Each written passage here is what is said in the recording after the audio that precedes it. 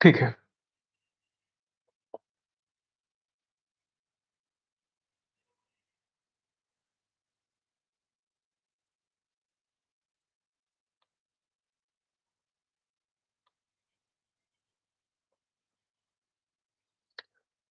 चलिए, जैसे हमने तय किया था,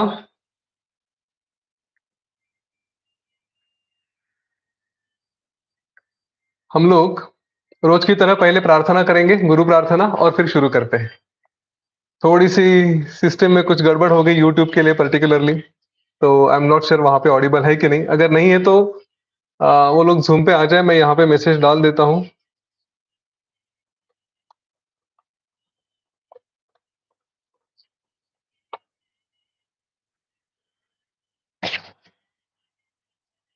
हाथ जोड़ते हैं, आँखें बंद कर लेते हैं। गुरु प्रार्थना के लिए एक लंबी गहरी साँस लेते हैं।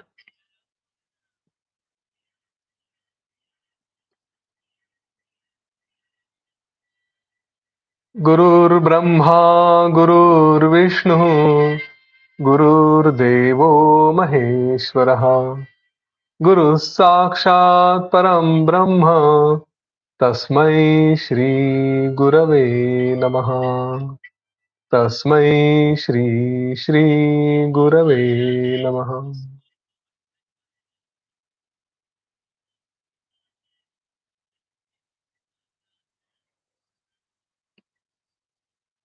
धीरे-धीरे आँखें खोलते हैं।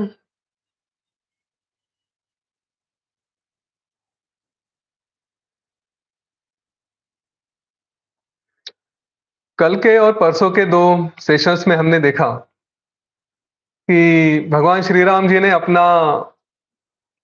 अपने मन की अवस्था, स्थिति वहाँ पे ऋषि वशिष्ठ और ऋषि विश्वामित्र के सामने रखी। उन्होंने जो बताया कि इस जीवन में मुझे कुछ किया जाए ऐसा कुछ लगता नहीं है। फिर वशिष्ठ ऋषि ने उन्हें कल के सेशन में हमने देखा कि उन्हें मार्गदर्शन किया कि हे श्री राम जी, अगर कुछ प्राप्त करना है तो उसके लिए प्रयत्नों की आवश्यकता होती है। हमने हमारे लिए वो प्रयत्न कैसे होने चाहिए उसका थोड़ा-सा एक सारांश देखा। फिर से उसको अगर कवर किया जाए और संक्षिप्त में और थोड़ा-सा शॉर्ट में, तो हमें अपने क्षेत्र में, अपने ही एरिया में अगर आगे बढ़ना है, बहुत स्ट्रॉन्ग कुछ होना है, तो सबसे पहली बात तो हमारे लिए आवश्यक है कि हम एक जो बहुत ही ग्रेट कोई है, वो ग्रेट कैसे बना इसका थोड़ा अभ्यास करें। जो भी जितने भी बड़े-बड़े लोग हुए हैं, उनमें क्या कैरेक्टरिस्टिक्स थे? हाँ, हमारी स्पिरिचुअल लैंग्वेज में उनको हम महात्मा कहेंगे। तो ये महात्मा कैसे बने? तो उसके लिए कोई महात्मा फिर सचिन तेंदुलकर हो सकता है या फिर एपीजे अब्दुल कलाम हो सकते हैं, जो भी है अपने-अपने फील्ड में, साइंटिस्ट को कहिए। तो वहाँ पे उन्होंने सबसे पहली बात ये थी कि अपना जो क्षेत्र है, जो एरिया है, उसमें उनकी कमिटमेंट थी। उसके साथ उनका लगाव था, इतना प्रेम था कि फिर बाकी किसी और चीज़ में उनको कोई अट्रैक्शन नहीं रहता था। ये एक बात हुई कि अपने फील्ड में उन्हें बहुत प्रेम था। नेचुरली किसी और चीज़ के साथ अट्रैक्शन नहीं रहेगा। लेकिन दूसरी बात भी थी, जो भी बाकी की बातें थी, उसके खिलाफ, तो बाकी सारे डिस्ट्रैक्शंस के तरफ उन्हें एक तरह से घृणा थी कि अच्छा नहीं है, वो मेरे लिए काम का नहीं है। इस तरह की भावना रखी। दोनों चीज़ें हैं। अपने अपना जो काम है उसके लिए प्रेम होना और जो हमारे काम का नहीं है, उसके लिए एक तरह से घृणा होना। हाँ, वैसे स्पिरिचुअलिटी में कोई घृणा नहीं की जाती, पर यहाँ पे वो आवश्यक है कि अगर हम आम आदमी हैं, हम तो वहाँ तक पहुँचे नहीं हैं। तो हम इस बात को देखें कि मुझे ये अचीव करना है, तो इसको फिर मैं नकारता जाऊँ। इतना पक्का होना चाहिए। उसके बाद फिर हमने देखा कि जैसे ये पक्का दिमाग में होना चाहिए कि जैसे हमारे कर्म रहेंगे, जैसे एफर्ट्स रहेंगे, वैसे ही उसके फ्रूट्स भी रहेंगे, उसके फल भी वैसे ही मिलेंगे। जितनी मेहनत करेंगे, उतने रिजल्ट्स उस तरह से आएँगे। फिर हमने 4 गेटकीपर्स देखे, द्वारपाल। हाँ, या सिक्योरिटी गार्ड कहिए, जो हमें अपने ध्येय तक जाने में मदद कर सकते हैं। तो कौन से थे? एक था सेल्फ कंट्रोल, जो प्राप्त करना है, जो अचीव करना है, उससे डिस्ट्रैक्ट होने लगे तो अपने आप को कंट्रोल करते आना चाहिए। फिर वो चाहे क्रिकेट की मैचेस हो, कबड्डी हो, ना मूवीज़ हो, पार्टीज़ हो, जो भी है। दूसरा सैटिस्फैक्शन कि समाधान कि अरे मैं तृप्त हूँ। अगर वो नहीं रहा, सैटिस्फाइड नहीं रहे, तो फिर चांसेस है कि हम कुछ और करने के पीछे लग जाते हैं। फिर हमारे गोल्स भी छोटे हो जाते हैं। तीसरा तीसरा था हमारा विचार। कि एक प्रिंसिपल को पकड़ के कि मेरे को मुझे जो चाहिए उसी के पीछे मैं विचार करूँगा। बस वही मेरे दिमाग में रहेगा, कुछ और नहीं रहेगा। हाँ, तो ये विचार हमने दूसरे एंगल से भी देखा कि हम ये विचार करें कि मैं कौन हूँ? मैं यहाँ पे क्यों आया हूँ? मैं जो भी कर रहा हूँ वो क्या है? ये सारी बातें वहाँ पे आनी चाहिए। और फिर चौथा उन्होंने बोला सत्संग। सत्संग मतलब हमारे लिए हम ऐसी कंपनी ढूँढे, ऐसे लोगों को ढूँढे, ऐसे दोस्तों को पकड़े कि जो हमें सचमुच अपना काम, मेरा जो भी टारगेट है, वो अचीव करने में मदद कर सके, उसमें सपोर्ट करे, ना कि उससे दूर लेके जाए। चिट-चैट करने वाले, टाइम पास की बातें करने वाले लोग हमारे काम के नहीं हैं, अगर हम कुछ अचीव करना चाहते हैं। एक सुपर सक्सेसफुल आदमी, उसका शेड्यूल कैसे रहता है, थोड़ा वो भी देखिए। कोई सीईओ है, कोई किसी कंपनी का फाउंडर है, बहुत सक्सेसफुल हो चुका है, तो उसका शेड्यूल कैसे रहेगा? तो वो इधर-उधर छोटी-छोटी बातों में बात नहीं ध्यान नहीं देता, ज़रा देखिए उसको। एकदम टू द पॉइंट रहेगा, अपने ही काम पे फ़ोकस करेगा, इधर-उधर ज़्यादा ध्यान नहीं देगा, ठीक है? जब खेलने का समय है तब खेलेंगे, जब पार्टी करनी है तब पार्टी करेंगे, डेफ़िनिटली रहेंगे। उसके लिए वो अपना टाइम रिज़र्व करके रखता है। मैं फिर से बताता हूँ, मैं ये नहीं कह रहा हूँ कि हमारा जीवन टोटली ड्राई हो जाए। हाँ, रूखा-सूखा रहे ऐसा नहीं, रस भरा जीवन होना चाहिए। पर वो कितना होना चाहिए ये हम कंट्रोल करेंगे। ठीक है? ऐसे ही आके कुछ हो गया तो फिर सक्सेस नहीं आता। इसके बाद वशिष्ठ ऋषि ने श्री राम जी को कुछ कहानियाँ बताई, उनमें जो प्रश्न उत्तर हुए, क्वेश्चन आंसर्स हुए, तो उसके फलस्वरूप as a result of it कि उसमें कुछ कहानियाँ आनी शुरू हो गई। वो कहानियाँ हम आज देखते हैं। एक सबसे बड़ी सबसे लंबी कहानी योग वशिष्ठ में, लंबी कहानियों में से एक है। शायद सबसे लंबी नहीं है लेकिन लंबी कहानियों में से एक है। वो बड़ी सुंदर कहानी है। हम कहानी को शॉर्ट में देखेंगे, उसके प्रिंसिपल्स हमारे लिए किस तरह से एप्लीकेबल है वो देखते हैं। वशिष्ठ ऋषि ने कहा श्री राम जी को कि श्री राम जी, पहले तो ये समझ लें कि ये क्रिएशन क्या है। मैं आपको इसलिए ये क्रिएशन के बारे में भी बताऊँगा कि हम जिसको समझते हैं कि ये वर्ल्ड बनाया हुआ है, निर्माण हुआ है और फिर इसमें हमें ये करना है, वो करना है। तो अगर थोड़ा-सा डिटैचमेंट रहे मन में, थोड़ा-सा एक ख़्याल रहे कि मैं जो कुछ कर रहा हूँ उसमें पता नहीं क्या होगा, क्या नहीं होगा, उसके परिणाम क्या होंगे। हाँ, इसकी अगर क्लैरिटी रही कि जो भी करना है बस करना है इस एंगल से, हम ज़्यादा उसके परिणामों की चिंता ना करते हुए, फेल्योर्स को और सक्सेस को बहुत ज़्यादा इम्पोर्टेंस ना देते हुए अगर आगे बढ़े, तो सचमुच हम कुछ कर सकते हैं। कैसे कर सकते हैं, ये सचमुच बात सही है कि नहीं है, ये सब देखेंगे। लेकिन एक अगर दिमाग में क्लैरिटी रही कि ये क्रिएशन जिस जिस कार्य के लिए मैं यहाँ पे कुछ करना चाहता हूँ, कुछ भी मैं करना चाहता हूँ, क्या उसमें सचमुच कुछ मीनिंग है कि नहीं है? तो वो आज थोड़ा-सा समझ लेते हैं। Whatever I want to do.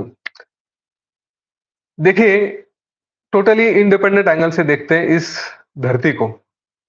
यहाँ पे श्री राम जी आए, श्री कृष्ण आए, चाणक्य आए, चंद्रगुप्त आए, अनेक संत आके गए, आज भी काफ़ी लोग हैं, आगे भी काफ़ी लोग आएँगे। बड़े-बड़े तीर-मार्खा आके गए, क्या-क्या नहीं किया उन्होंने। उनको क्या फ़र्क पड़ा?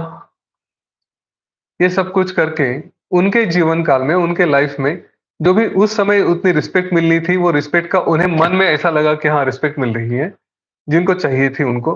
जो ज्ञानी थे, उनको रिस्पेक्ट से कुछ लेन-देन नहीं थी, पैसे से भी कुछ लेन-देन नहीं थी। लेकिन जिनको कुछ चाहिए था, उनको लगा कि हाँ, चलो देखो लोग मेरी तारीफ़ कर रहे हैं, मेरी पूजा करते हैं, रिस्पेक्ट करते हैं, ऐसा लगता होगा किसी-किसी को। अभी उससे क्या फ़र्क पड़ता है? गए तो सही इस दुनिया से, अभी तो है नहीं। अब जाने के बाद उनका नाम है, उनको सच में फ़र्क पड़ता है कि नहीं है हमको पता नहीं है।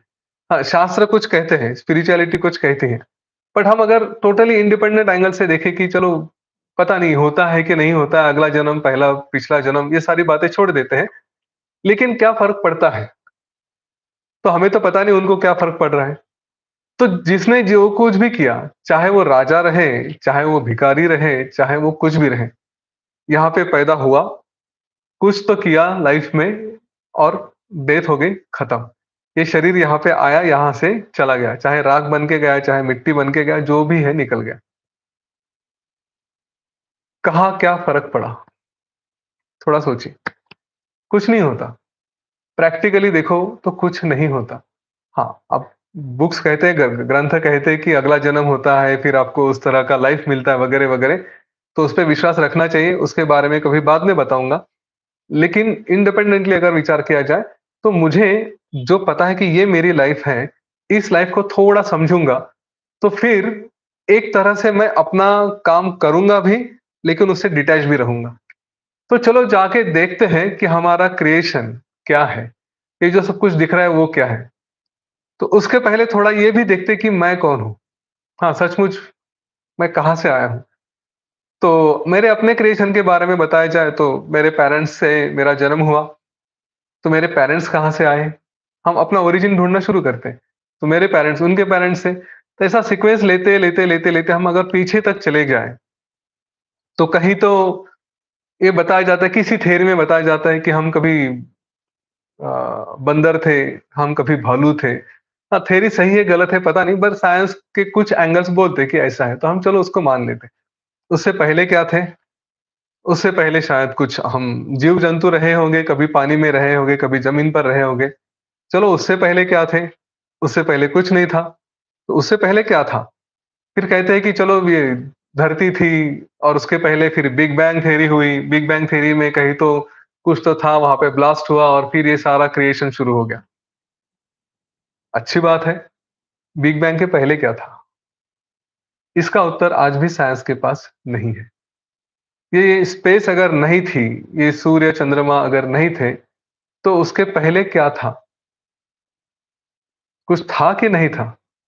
आज भी इसका उत्तर साइंस के पास नहीं है, ढूँढ रहे हैं। ढूँढें, अवश्य ढूँढें। मैं भी खुश रहूँगा कि कुछ मिल जाए करके।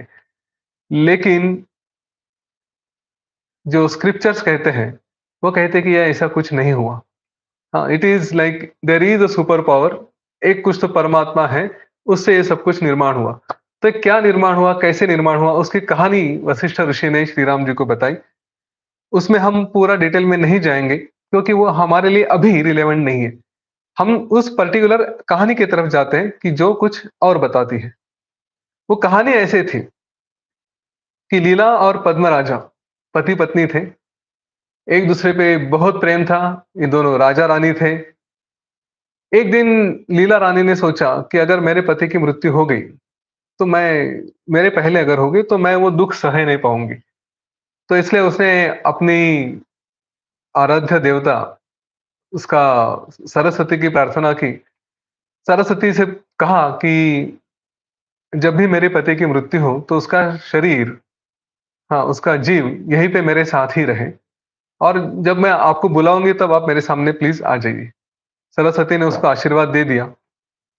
समय के रहते-रहते जैसे पेड़ सूख जाता है वैसे एक दिन पद्मा राजा की मृत्यु हो गई। लीला रानी को बड़ा दुःख हुआ। उसने फिर सरस्वती को बुलाया और कहा कि प्लीज़ मुझे बताइए मेरे पति कहाँ हैं? तो सरस्वती ने कहा कि पहले तो इसकी बॉडी को थोड़ा प्रिज़र्व करते हैं। हाँ, इसको संरक्षित करते हैं। इसके शरीर पे तुम कुछ विशेष प्रकार के फूल वगैरह रख दो ताकि ये शरीर खराब ना हो। तो उसके बॉडी पे सब कुछ रखा और फिर सरस्वती ने लीला को कहा चलो आँखें बंद करो, मैं दिखाती हूँ तुम्हारे पति कहाँ हैं। उसने आँखें बंद की, फिर ध्यान में देखा कि उसके पति का अगला जन्म हो चुका है।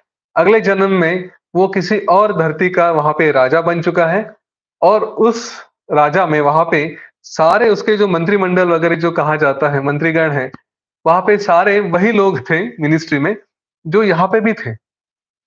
तो ये देखने के बाद उस लीला को आश्चर्य हुआ कि अरे! मैं आज तक, अभी तक यहाँ पे सब कुछ अपने ही लोगों को देख रही थी। अब मैं आँखें बंद करके देख रही हूँ कि मेरे पति का अगला जन्म हुआ, उसका नया राज्य भी शुरू हो गया और उस राज्य में वहाँ पे सारे मंत्रीगण वही हैं जो यहाँ पे थे। क्या ऐसा तो नहीं हुआ कि ये सारे मर के वहाँ पे चले गए करके? तो वो तुरंत वहाँ से आ गई, अपने सारे मंत्रीगणों को बुलाया। देखा तो सब के सब लोग यहीं पे हैं। तो उसे आश्चर्य हुआ, एक ही व्यक्ति 2 जगह कैसे हो सकता है? इस धरती पे और दूसरे क्रिएशन में भी, दोनों जगह कैसे हो सकता है? तो उसने सरस्वती की प्रार्थना की और फिर उससे पूछा कि ये क्या है? अब ये प्रश्न मैं आपको भी पूछूँगा। इस बात का विचार करें कि क्या ऐसे हो सकता है कि हम एक साथ 2 जगह हो सकते हैं? तो इसका उत्तर हमें पता है। हम कभी स्वप्न देखते हैं, ड्रीम्स में हम यहाँ पे तो रहते हैं, लेकिन हम ही कहीं और भी ड्रीम्स में रहते हैं एक साथ 2 जगह। सही है कि नहीं है? बराबर है, हम कई सारे ड्रीम्स में हम क्या-क्या नहीं करते, अपने आप को कहीं भेज देते हैं, कुछ करते हैं, जो भी करना है, चाहे फिर वो प्रेम रहे, चाहे पराक्रम रहे, चाहे पैसा रहे, कुछ भी रहे। कई बार कई बातें होती हैं। अच्छा, हम डेलिबरेटली करते हैं ऐसा नहीं, लेकिन हमारे साथ होता है। तो सरस्वती ने लीला को पूछा कि तुम जो सोच रही हो कि सच कौन-सा है? जो तुमने अभी आँखें बंद करके देखा वो सच है? जो अभी देख रही हो वो सच है? तो लीला रानी ने कहा अभी जो देख रही हो वही सच है ना? कि मैं और आप सामने-सामने हैं, इन लोगों को मैंने अभी देखा, तो ये सच है, वो तो आँखें बंद करके मैंने देखा। अब बहुत सुंदर सा प्रश्न, सवाल उसने पूछा सरस्वती ने कि अगर ऐसा है तो क्या ये पॉसिबल नहीं है कि तुम अभी जो हो, वो कोई और आँखें बंद करके देख रहा है? क्योंकि जब तुमने देखा तो वो विदुर जो तुम्हारा पति था, उसका नाम था विदुरथ, जो अगले जन्म में गया है, उसके लिए तो सब कुछ सही था। उसके लिए उसके मंत्री भी सच थे, रियल थे, उसके लिए वो खुद रियल था, उसके लिए उसने जो भी राजमहल है, उसके सेवक है, वो सब उसके लिए रियल थे। वैसे वो बिहेव कर रहा था ना, तुमने देखा कि उसका राज चल रहा है। तो उसके लिए तो सब कुछ रियल रहा है, तुम्हारे लिए सब कुछ रियल अभी लग रहा है, तो इसका मतलब तुम्हें भी कोई आँखें बंद करके या ध्यान में या फिर सपने में देख रहा है।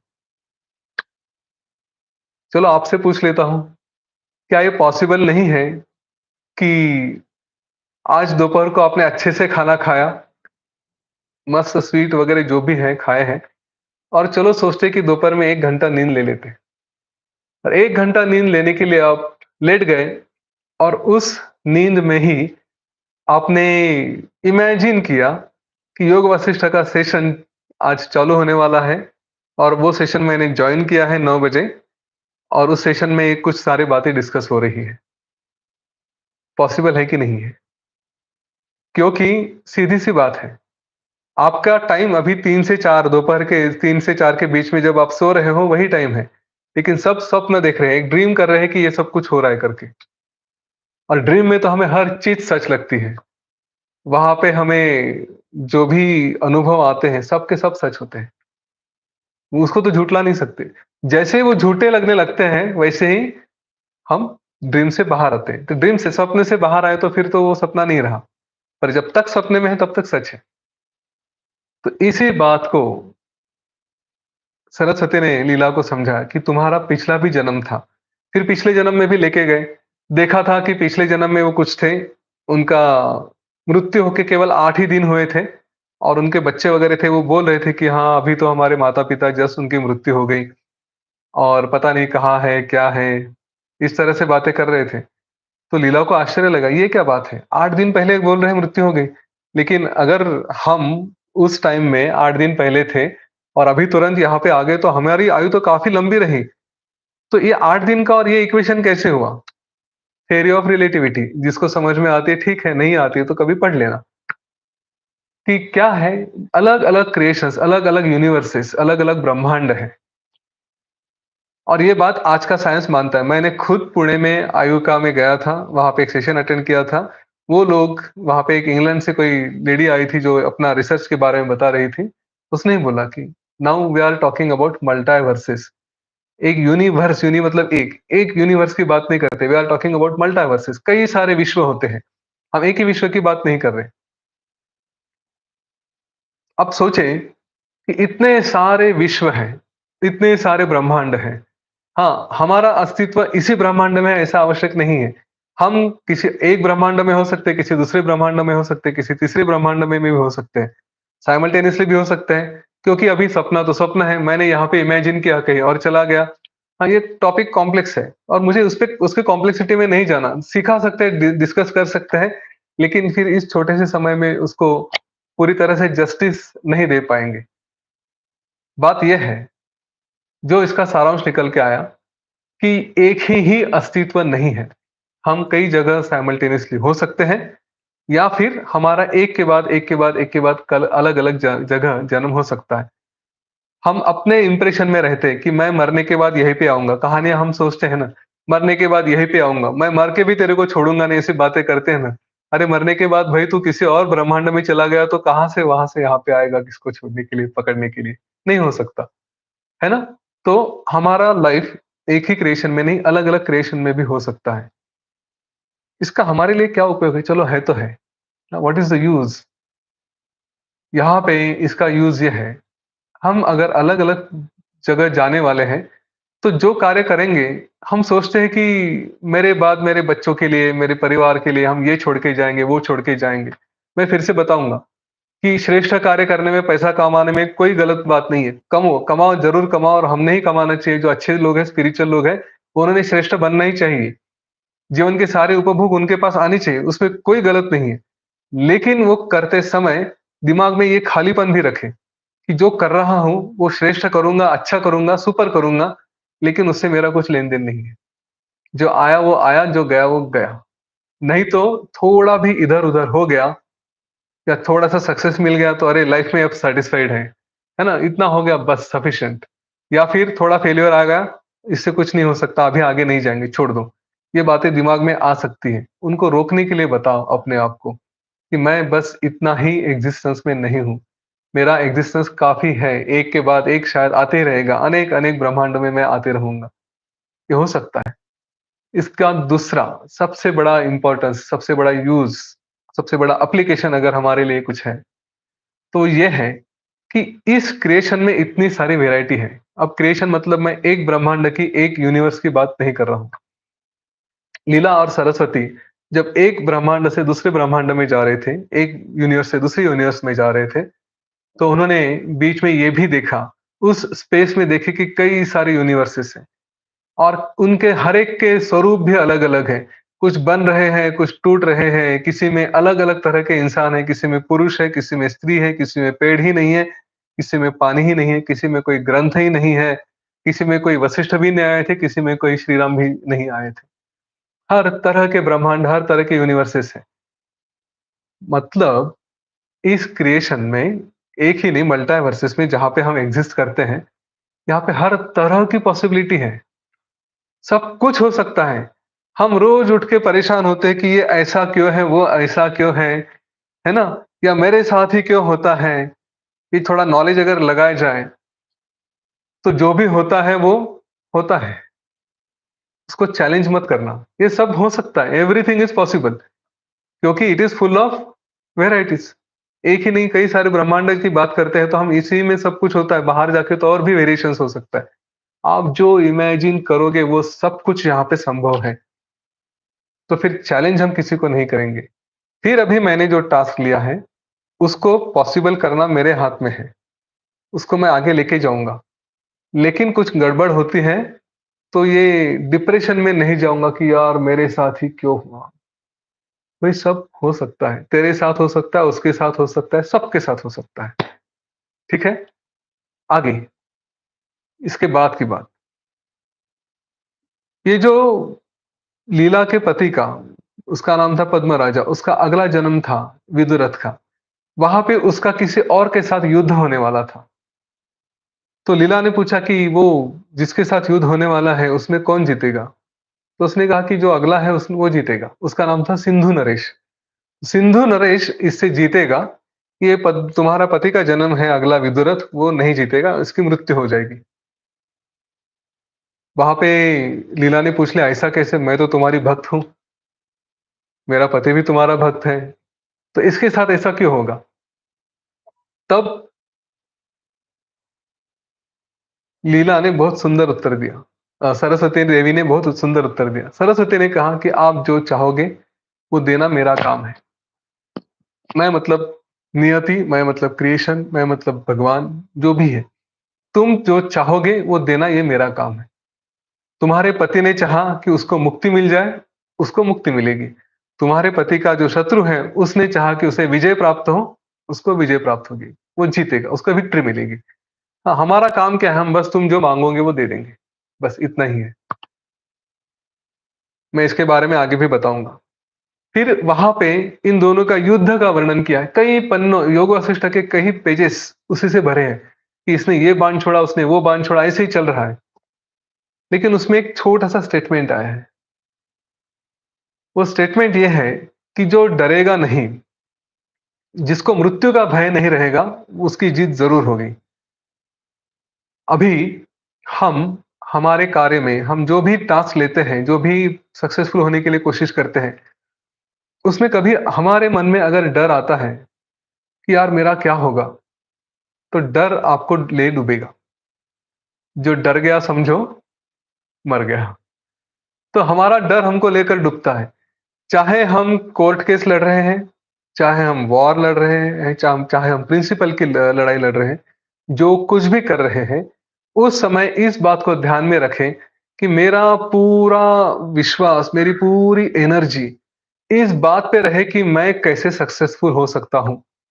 बस मैं अपनी तरफ से पूरी कोशिश करूँगा कि मैं जीतूँगा ही जीतूँगा। उसमें कभी मन में ये डर अगर लेकर आ गए तो खत्म। तो एक जो योद्धा रहता है, वॉरियर रहता है, जो मर के भी जीतने की तैयारी रखता है। हमारे हिंदुस्तान के सोल्जर्स वैसे ही हैं। कई सारे बैटल्स उन्होंने इसी बेसिस पे जीते हैं कि मौत का डर नहीं है। बस आगे बढ़ते रहेंगे और हम कोशिश करेंगे, जीत अपने आप उनके कदम चूमती है। हम ये देख चुके हैं। तो बस वही करना है। कोई भी टास्क हाथ में ले लो, सारे डर बाजू में रख दो। फिर मेरे शरीर का क्या होगा? मैं थक जाऊँगा, मेरी एनर्जी नहीं रहेगी। हाँ, मुझे ये नहीं मिलेगा, मुझे वो नहीं मिलेगा। सारे फ़ियर्स, रिलेशनशिप के फ़ियर्स हो, सक्सेस के फ़ियर्स हो, पैसे का डर हो, सारी बातें बाजू में रखेंगे। पूरे जी-जान से उस पे लड़ जाएँगे। आपको सक्सेस आएगा ही आएगा, वो चुकेगा नहीं। Provided there is no fear, डर नहीं होना चाहिए। और एक बात कही थी, लीला ने पूछा था सरस्वती को, इन दोनों में से कौन जीत सकता है?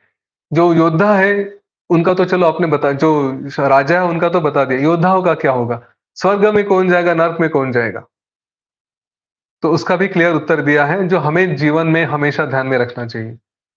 जो नेक, सच्चे राजा के लिए लड़ाई लड़ता है, एक जनता की भलाई के लिए जो राजा कार्य कर रहा है, उसके लिए जो लड़ता है, उसको स्वर्ग निश्चित है।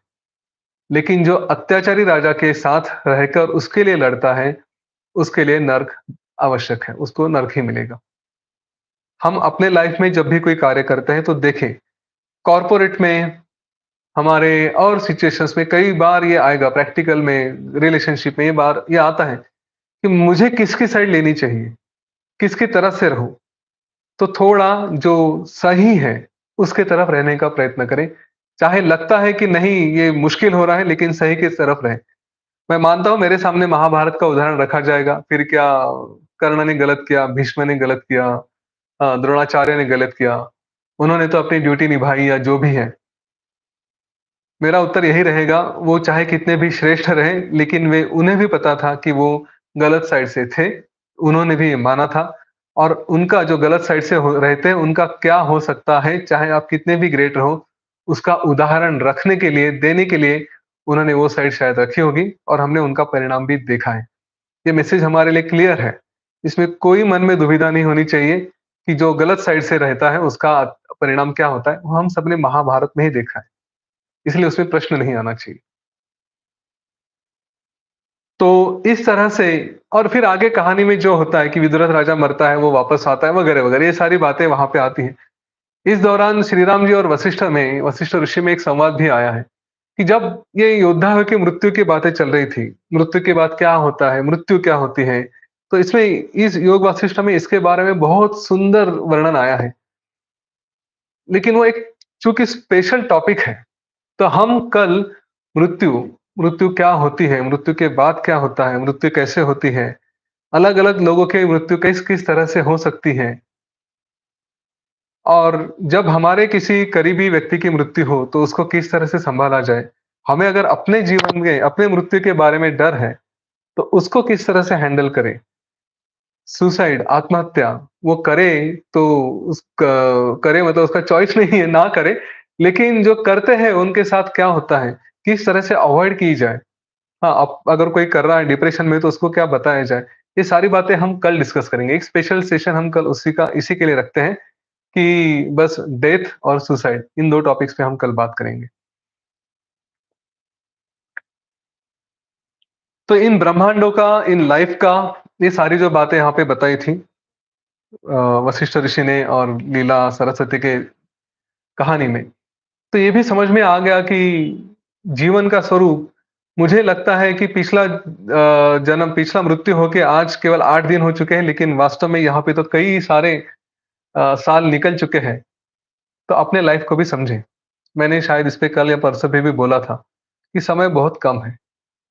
इतना कम समय है हमारे पास कि हम एक-एक सेकंड लड़ते भी रहें और सच में अच्छे काम के लिए लग उसको हम इस्तेमाल करें, तो ऐसा लगेगा कि यार ये लाइफ बहुत छोटी-सी है।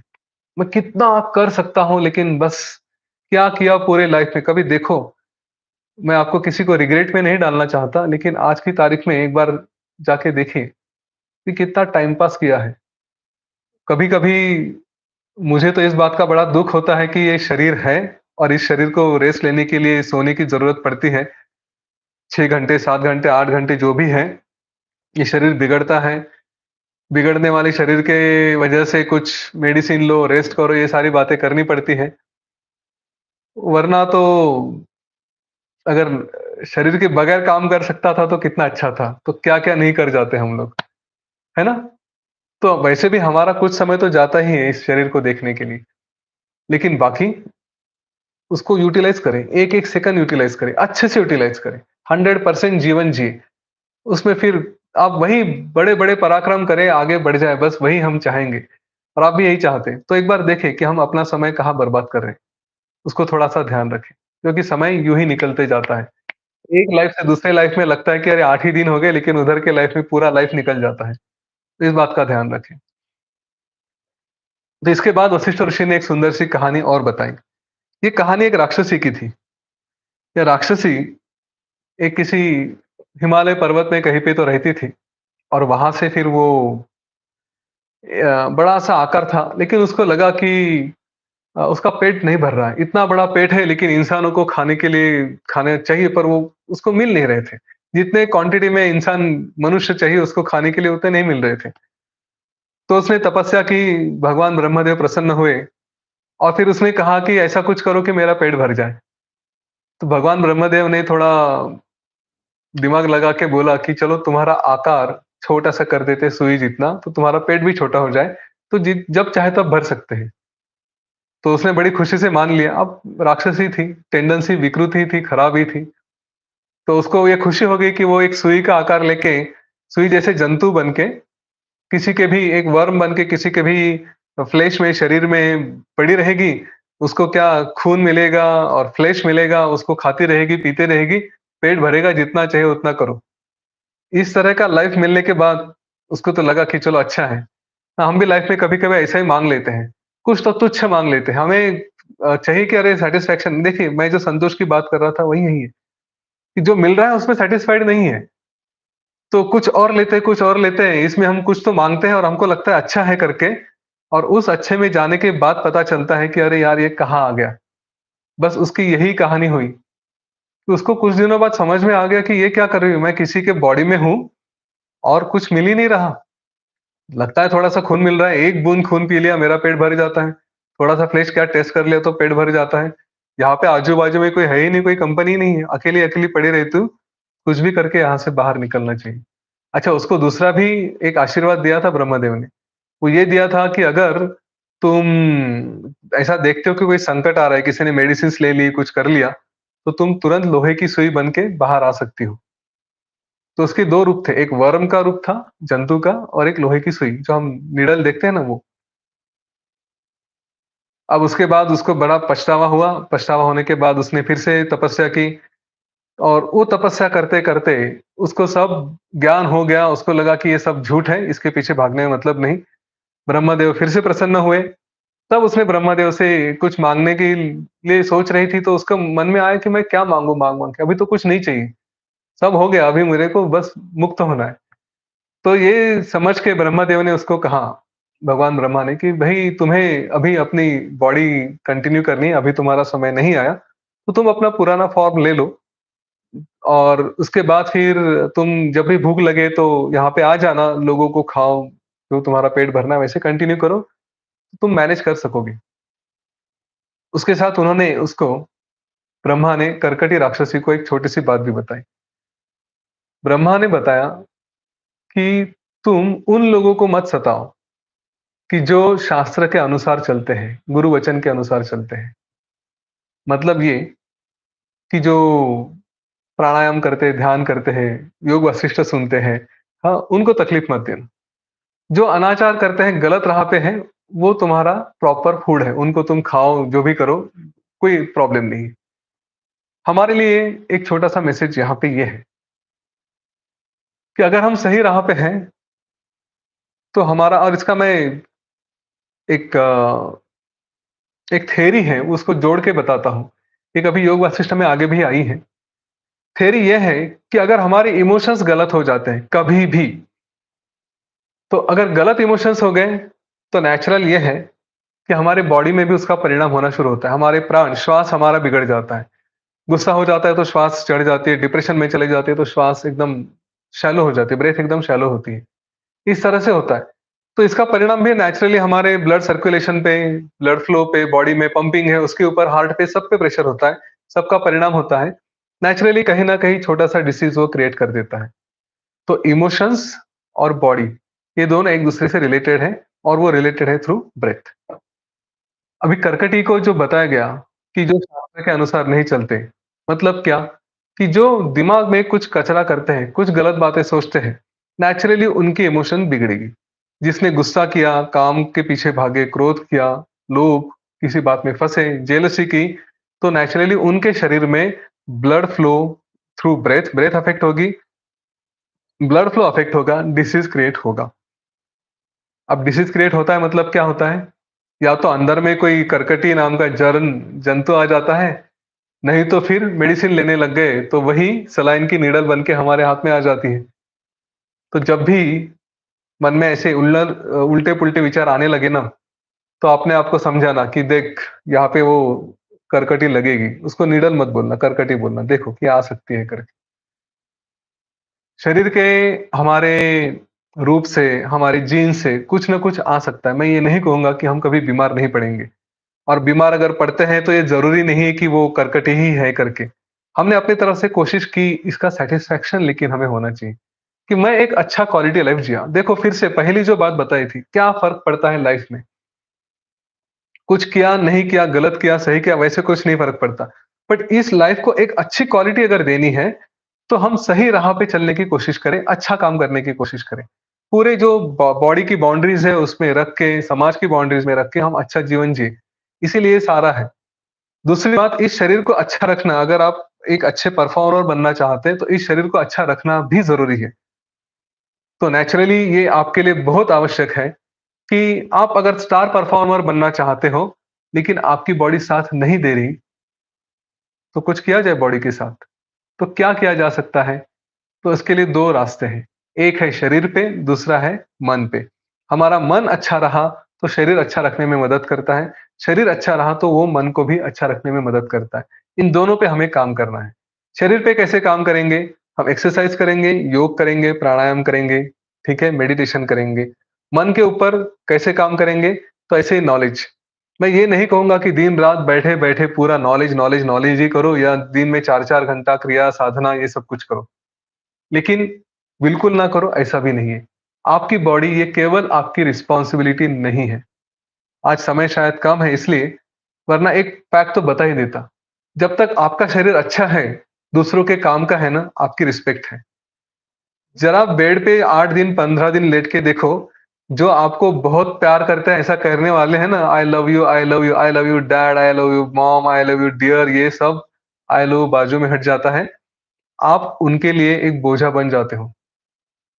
और थोड़ा और लगा तो ऐसा आपके ही मन में आने लगता है कि यार बस ये छोड़ के चले जाएँ, इनके हाल नहीं देखे जाते, ना ही इनका गुस्सा देखा जाता है। तो इस शरीर का संरक्षण करना, इसको बचा के रखना ये हमारी ज़िम्मेदारी है और इसी के माध्यम से हम कुछ अचीव कर सकते हैं। हम भी जी सकते हैं, दूसरों को भी हम कुछ दे सकते हैं। इसीलिए कुछ ना कुछ लाइफ़ में लेके आएँ।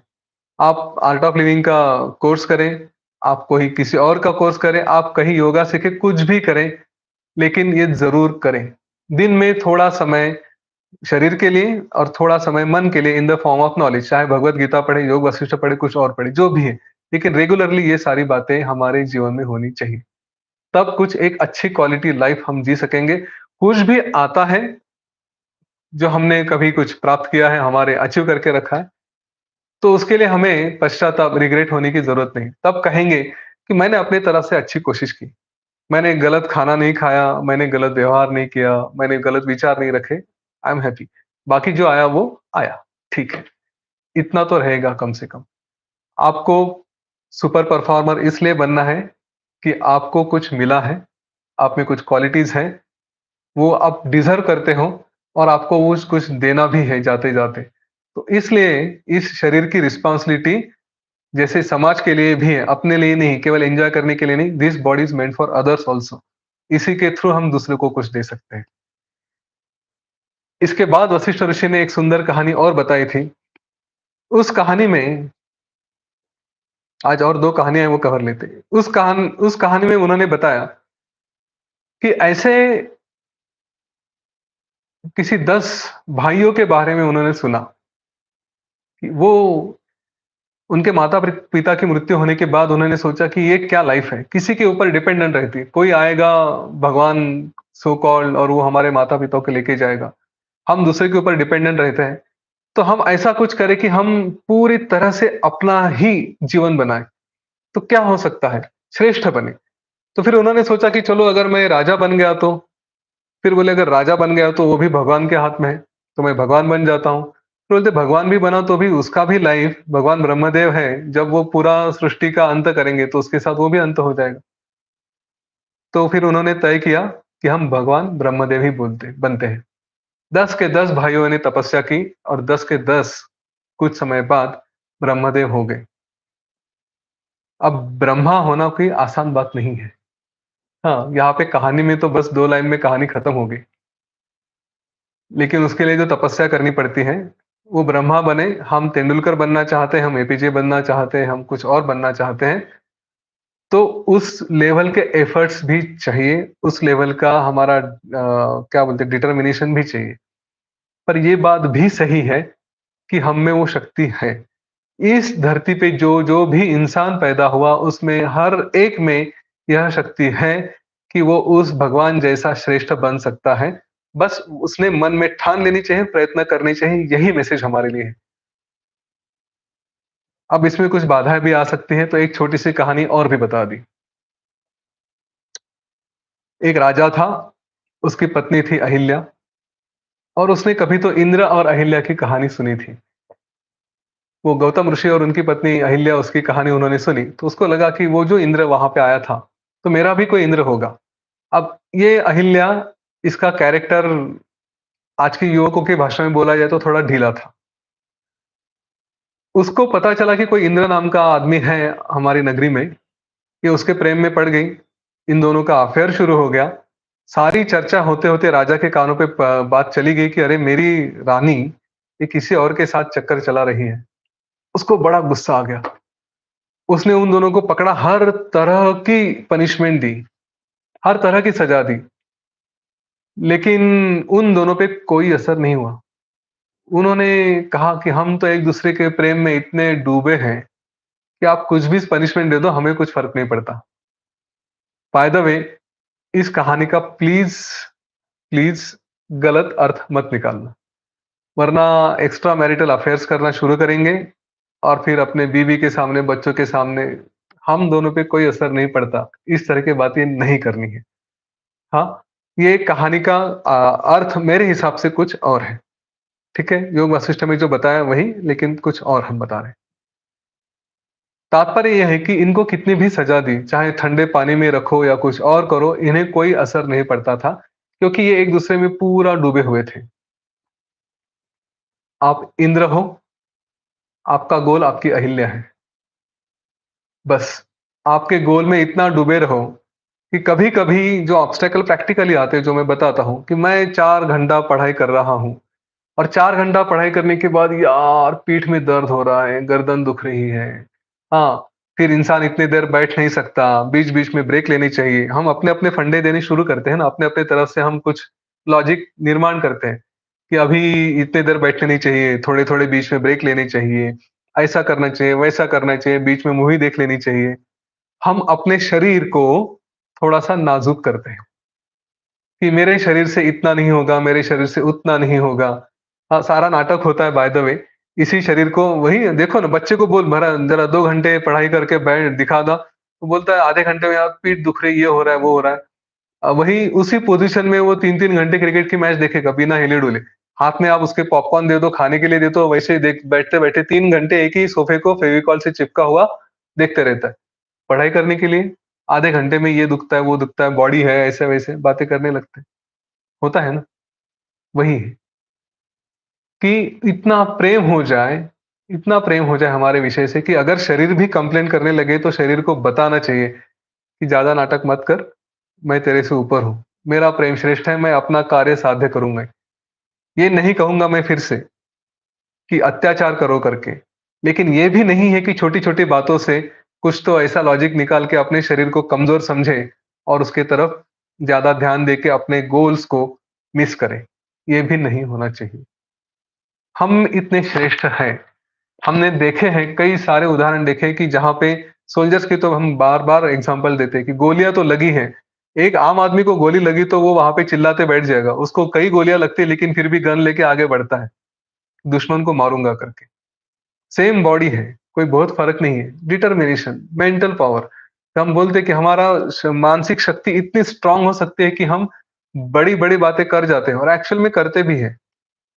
दोस्त की शादी में रात भर जाग जाएँगे, लेकिन वही 2 घंटे या आधा घंटा बर्तन माँजने के लिए बोलो तो फिर नहीं आज रात हो चुकी है, नींद आ रही है। क्या उदाहरण सुने हम।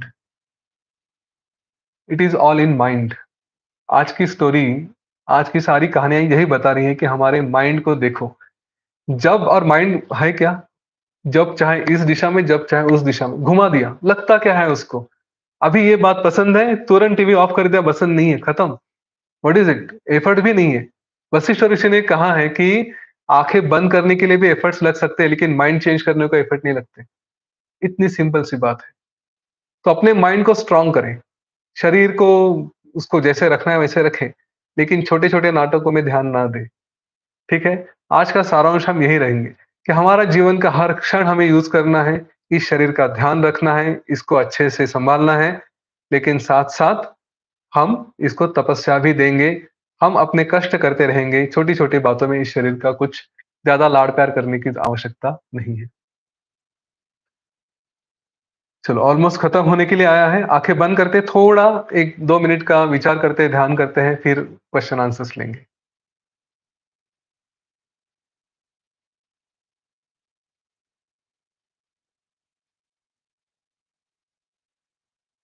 आँखें बंद कर लें, सारा ध्यान अपने श्वास पे ले जाएँ। Observe your breath. कैसे आ रही है, कैसे जा रही है, कहाँ से शुरू हो रही है, कहाँ खत्म हो रही है। उसकी स्पीड क्या है, गति क्या है।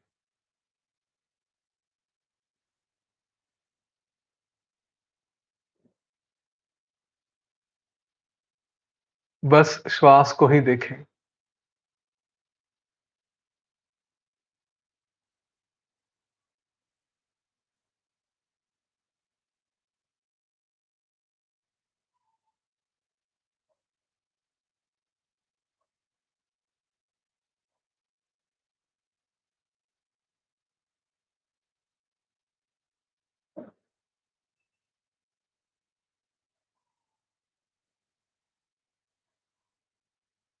सच में ये निर्माण, ये क्रिएशन है या नहीं है?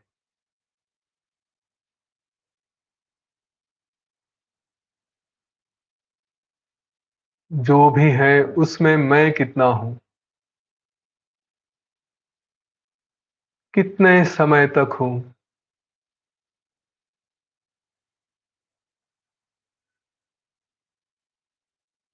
और उसमें भी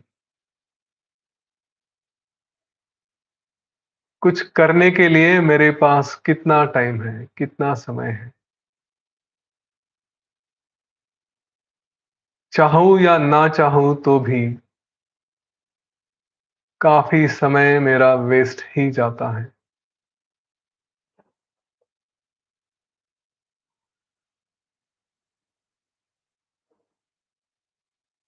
इस जीवन को अच्छा कह सकूँ,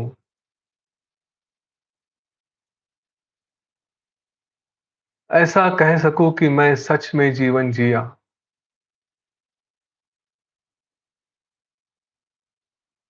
मुझे जो भी समय बचा है, उसके एक-एक क्षण का, एक-एक पल का सही उपयोग करना है।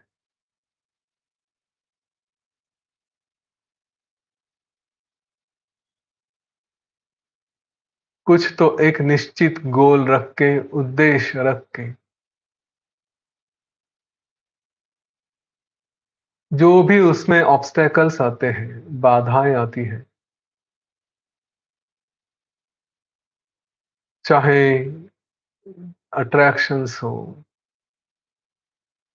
रिलेशंस हो, यह शरीर ही क्यों न हो, इन सब के परे जाके अपना गोल मैं अचीव करूँगा। चूँकि ये सब कुछ अचीव करने के लिए इस शरीर की भी आवश्यकता है। इसका अच्छा ध्यान रखूँगा, सही खाना, सही लाइफ़स्टाइल, क्योंकि ये शरीर केवल मेरा नहीं है, इस पे कई लोगों का अधिकार है। ये मेरी एक रिस्पॉन्सिबिलिटी है, ज़िम्मेदारी है, इसको मैं अच्छा रखूँगा।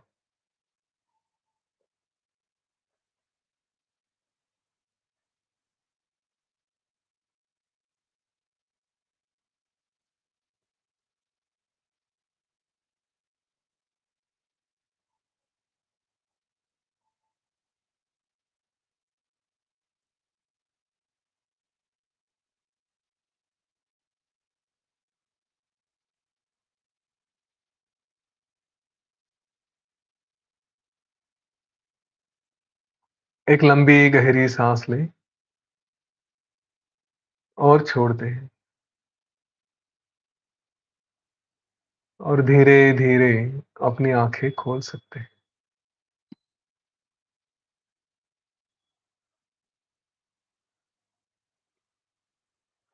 जय श्री राम। चलो क्वेश्चंस लेते हैं, 1 मिनट दीजिए मुझे।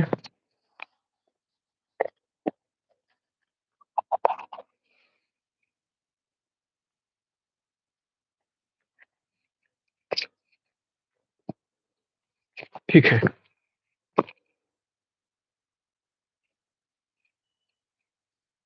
अम, अपने आप को अनम्यूट करने के लिए हैंड रेज़ करें, अगर कोई क्वेश्चंस है तो ले सकते हैं।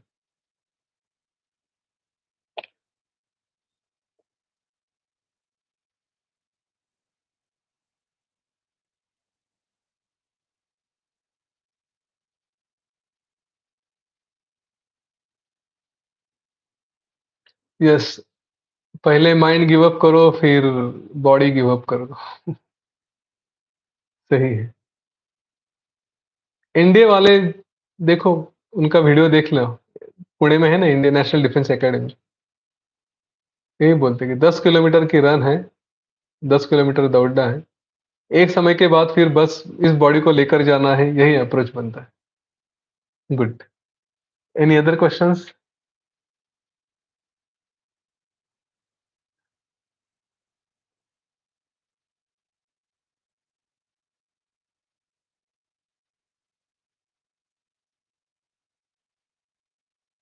Thank you.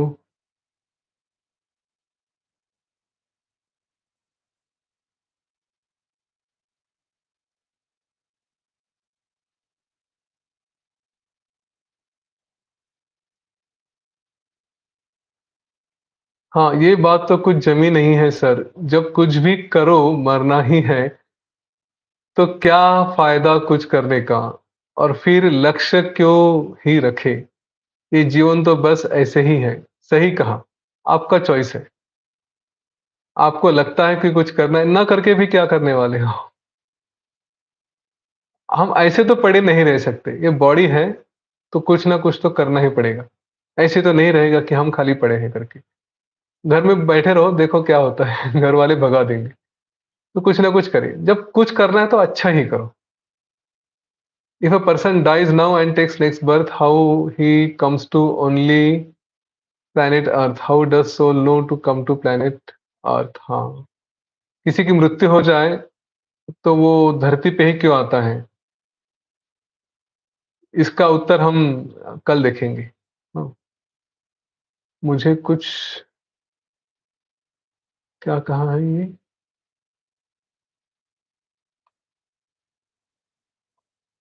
मुझे कुछ बोलना है। हाँ, अनम्यूट आप हैंड रेज़ करें, बोल सकते हैं।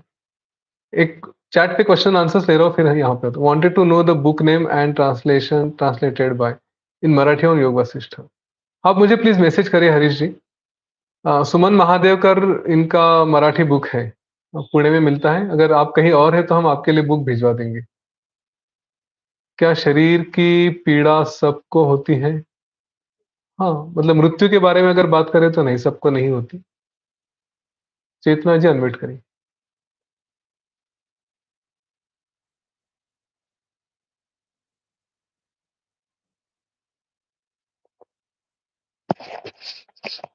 जय गुरुदेव।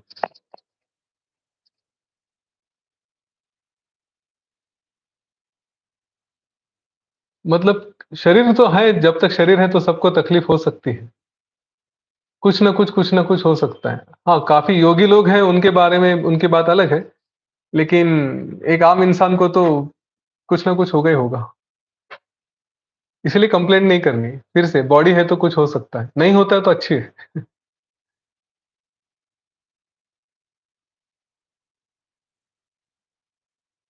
ओके।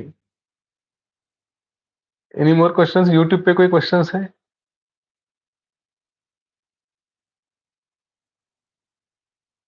नहीं? ठीक है। चलो फिर रुकें।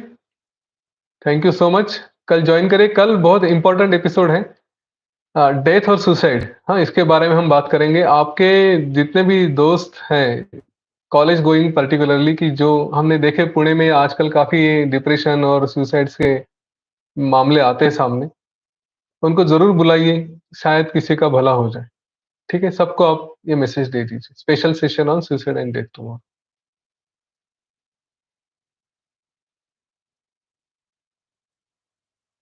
तेंदुलकर और एपीजे सोशल मीडिया के टाइम में नहीं पैदा हुए थे। हाँ, तेंदुलकर और एपीजे सोशल मीडिया के टाइम में नहीं, लेकिन उनके टाइम मूवीज़ तो थी, टाइम पास था, पार्टीज़ थी, सब था। वेदांत कुलकर्णी, पूछिए।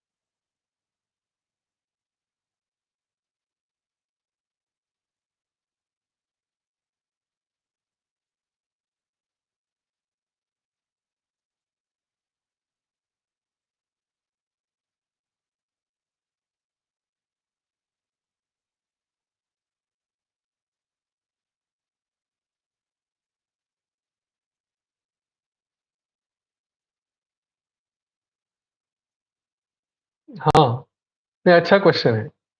हमारी भूमिका हमें पता होनी चाहिए, ये इम्पोर्टेंट है। हाँ, ये स्वीकारना, ये ये एक तरह की हिपोक्रेसी होती है कि मैं कुछ भी करूँ और वो मेरी भूमिका है करके मान लूँ। ठीक है? मेरा जो रोल है वो मुझे पता होना चाहिए। रावण की अगर कहानी थोड़ी डीप में जाके देखें, तो जय-विजय की कहानी तक हमें जाना पड़ेगा कि जो भगवान श्री विष्णु के दरबार में थे और रावण को अच्छे से पता था कि उसकी मृत्यु श्री राम जी के हाथों होने वाली है। इनफैक्ट उसको मृत्यु वही चाहिए थी, क्योंकि उसने वही वर माँगा था कि उसको श्राप दिया था तो भगवान विष्णु ने क्यों दिया था कि भई तुम्हें 6 जन्म पृथ्वी पे चाहिए और एक अच्छा जीवन चाहिए या फिर 3 जन्म मेरा दुश्मन बन के मेरे हाथों मृत्यु पानी है। तो उसने कहा था कि 3 जन्म मृत्यु ले लूँगा मैं आपके हाथ से और इसीलिए वो श्री राम जी का दुश्मन बना। उसने उसको पता था सब, इतना ज्ञानी था रावण, सब जानता था। लेकिन उसको ये भी पता था कि मृत्यु इन्हीं के हाथों होनी है। तो ये लोग तो बस दिखाने के लिए करते थे, इसीलिए तो सारी रावण जाति को सारी राक्षस जाति को इधर-उधर से सबको बुला कर लेकर आया और विभीषण को क्यों छोड़ा? क्योंकि राम का भक्त था। रावण भी एक तरह से कहा तो विष्णु भक्त ही था। उसी के दरबार में भगवान विष्णु के दरबार में ही वो तो वहाँ पे एज़ अ गेटकीपर था। तो ही न्यू उसका रोल क्या है। हम हमारे साथ जो आता है उसको ये मेरा रोल है करके छोड़ना नहीं। इस प्रश्न का उत्तर थोड़ा कॉम्प्लेक्स इस तरह से आएगा कि मेरा रोल क्या हो सकता है, तो मुझे तो नहीं पता, मैं तो इतना ज्ञानी नहीं हूँ। तो जो स्क्रिप्चर्स दिए हैं, गुरु ने जो बताया है, वही मेरा रोल डिफाइन करेंगे, ठीक है? अब इसमें 2 अच्छी बातें उसमें से क्या चूज़ करना है, तो फिर वो बात अलग हो जाती है। उसमें जो भी बेस्ट है, जहाँ पे हमें अच्छे रिसोर्सेज़ मिल सकते हैं, वो हम करें। पर ये मत करना कि ये 10th में 75% मार्क लेके आना ही मेरा गोल है या मेरी भूमिका है। हाँ, 95% लेकर आके क्या करूँगा? ऐसा नहीं है। आपको 100% लेकर आने के लिए कोशिश करनी है, जो आएगा वो आएगा, ठीक है? गलत उपयोग मत करना नॉलेज का, जिन्होंने किया वो बहुत बुरी तरह से फँसे। ओके, थैंक यू वेदांत। अ, एक क्वेश्चन कुछ भी करना हो कुछ भी करना हो उसके लिए कमिटेड स्ट्रॉन्ग कर सकते हैं बट उसमें मन ये इच्छा शक्ति नहीं होती। स्ट्रॉन्ग डिज़ायर या इच्छा शक्ति के लिए क्या करें? कमिटमेंट देना है इसलिए टेक्निकली सब कर रहे हैं स्ट्रिक्टली बट मन नहीं हो तो क्या फ़ायदा? मन तो इच्छा शक्ति से चलता है बट वो ना हो तो क्या करें? उसे कैसे जगाएँ? बस उसके बाद उसके साथ कंटिन्यूअसली बने रहें, जो आपको करना है, प्रेम अपने आप हो जाता है। हाँ, सचिन तेंदुलकर मुझे नहीं पता कि जब पहली बार क्रिकेट के लिए हाथ में बैट धरी थी, तब से उन्होंने वो सोचा था कि वो बनना चाहते हैं। धीरे-धीरे, धीरे-धीरे उसी के साथ रहे, प्रेम बढ़ गया और उसके बाद फिर वो जुड़ गए। हम में से कई बार कई लोगों ने ये देखा है कि कुछ करना चाहते थे, कुछ और करना पड़ा। हम नहीं चाहते थे कि ये करूँ करके, लेकिन फिर साथ में रहे एक-दूसरे के साथ या उस विषय के साथ काम करते रहे, बढ़ते रहे, तो अपने आप उसके साथ हमारा लगाव बन गया, अटैचमेंट हो गई। रिश्ते में तो ये कई बार होता है, ये दोस्त चाहिए, ये गर्लफ्रेंड चाहिए, वो गर्लफ्रेंड चाहिए, हमारे चॉइसेस कितने पति-पत्नी शादी जब तय होती तब कितने लोगों को कॉम्प्रोमाइज़ करना पड़ता है, चल यार आज इसके साथ कर लेता हूँ। औरतों को पूछो, बार-बार बोलती है, क्या मेरी मजबूरी थी कि इसके साथ शादी की करके बोल देती है ना? पर फिर संसार में तो प्रेम रहता ही है, बढ़ता ही है। तो आपके प्रश्न का उत्तर है कि आपको जिसमें कमिटमेंट रखनी है, उसके साथ बने रहें। बस वो छोड़ना नहीं। अपने आप कुछ समय बाद आपका उसके साथ कमिटमेंट आ जाता है। कमिटमेंट शुरू में इसलिए नहीं आता कि उसमें मज़ा नहीं आता। उसमें अगर मैथमेटिक्स जैसा सब्जेक्ट है, फिज़िक्स जैसा सब्जेक्ट है तो समझ में नहीं आता। तो हम फिर अरे समझ में नहीं आ रहा है इसलिए बोर होने लगते हैं। हमारी कमिटमेंट ढीली पड़ जाती है। बट अगर उसी के साथ लगे रहें तो कल आप खुद मैथमेटिक्स बन जाते हो, आप कल खुद फिज़िक्स बन जाते हो। तो नेचुरली उसका फ़ायदा आपको होने लगता है। चलो, आज रुकते हैं, कल फिर से 9 बजे मिलेंगे। सब लोग को आप एक बार फिर से अपना मैसेज फॉरवर्ड कर दीजिए, कल के सेशन के लिए सबको बुलाइएगा। जय श्री राम।